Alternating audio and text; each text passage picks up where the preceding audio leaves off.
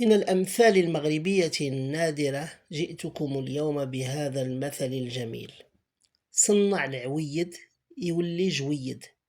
نبدأ بكلمة صنع، وهي تعني زين، وقد تعرضنا في فيديو سابق لهذه الكلمة عندما تحدثنا عن تصنيع الصائمات الصغيرات، أي تزيينهن كما تزين العرائس.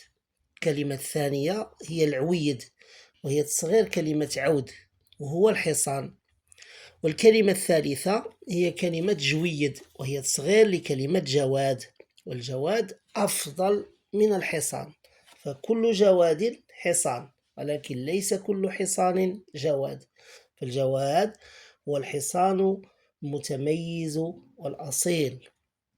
إذن صنع العويد يولي جويد تعني اعتني بحصانك ليصبح جوادا.